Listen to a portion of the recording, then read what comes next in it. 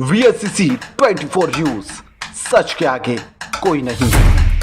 आगरा कांग्रेस के वरिष्ठ नेता हाजी ताहिर-उद्दीन ताहिर ने कहा है कि केंद्रीय गृह मंत्री अमित शाह का जो बयान बाबा साहेब के अपमान करने वाला आया है और बयान को लेकर गृह मंत्री अमित शाह को भारत की जनता से माफी मांगनी चाहिए और अपने मंत्री पद से इस्तीफा दे देना चाहिए, क्योंकि भारत रत्न डॉक्टर भीमराव अंबेडकर हमारे देश की शान है। बाबा साहेब ने संविधान देश का ऐसा लिखा कि जिसमें हर धर्म वर्ग को स्थान देकर हमारे देश का मान बढ़ाया। ऐसे महान व्यक्ति के लिए केंद्रीय गृह मंत्री अमित शाह द्वारा अपमानित वाले शब्द का कहना देश को अपमान करने वाले शब्द है, जिसके लिए तत्काल केंद्रीय गृह मंत्री को देश की जनता से माफी मांगनी चाहिए।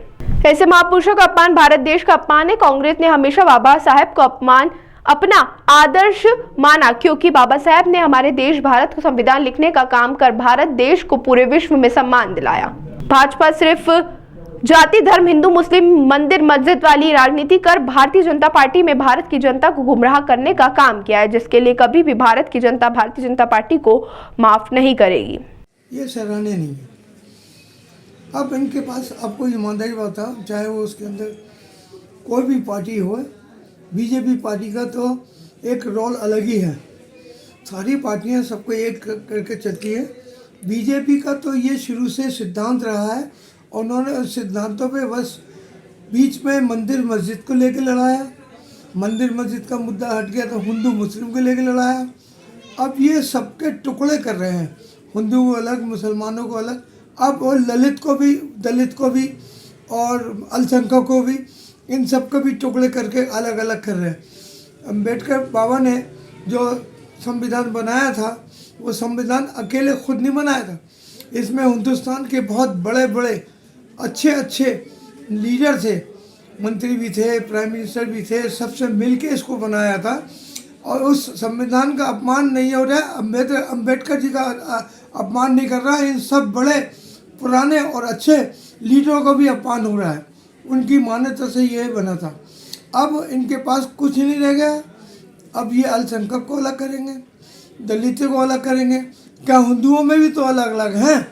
हिंदुओं में कोई जैन है, कोई बौद्ध है, कोई आर्य समाज के हैं, कोई और भी हैं, इनमें भी जातियाँ अलग अलग हैं। क्या इन सब जातियों को भी अलग अलग करेंगे? तो इनके पास रह क्या जाएगा? एक मुद्दा है, एक हिंदू मुस्लिम मंदिर मस्जिद शिवलिंग, ये तो के अलावा इन्होंने देश के लिए कुछ नहीं करा, देश को बर्बाद करके रख दिया। बीजेपी की शुरू से ही नीति थी, 85 साल से उन्होंने नीतियाँ बना रखी थी कि हम आ गए तो देश को बर्बाद कर देंगे। ये सब बातें और ये सब तरीके जो हैं, जो अच्छे अच्छे बड़े बड़े पुराने लीडरों का अपमान कर रहे हैं, बाबा जी का अपना अपमान कर रहे हैं, ये हमसे बर्दाश्त नहीं होगा।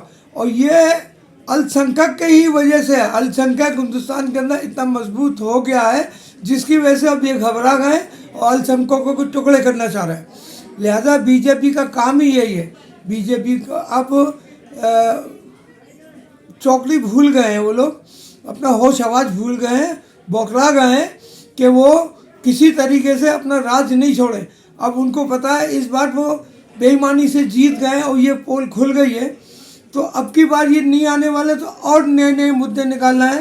एक उन्होंने नया सिस्टम निकाला है, जहाँ कहीं भी इलेक्शन हो वहीं मस्जिद तोड़वा दो, मंदिर तोड़वा दो, हिंदू मुस्लिम झगड़ा करा दो और जीत के आ जाओ।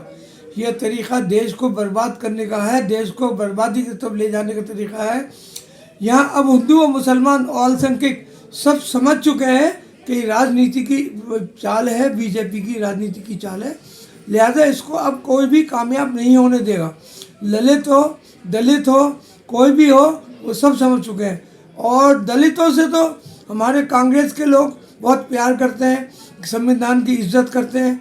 और हमारी पार्टी में कोई ललित नहीं, कोई अल्पसंख्यक नहीं, कोई हिंदू नहीं, कोई मुसलमान नहीं, सबको इंसान की हैसियत से देखते हैं। ये सब इंसान है और इंसानियत से हम लोग काम करते हैं। हमारे कभी भी नेता ने या कभी हमारे छुटपैया नेता ने या किसी बड़े नेता ने कभी हिंदू मुस्लिम मंदिर मस्जिद का कोई आज तक बयान नहीं दिया होगा।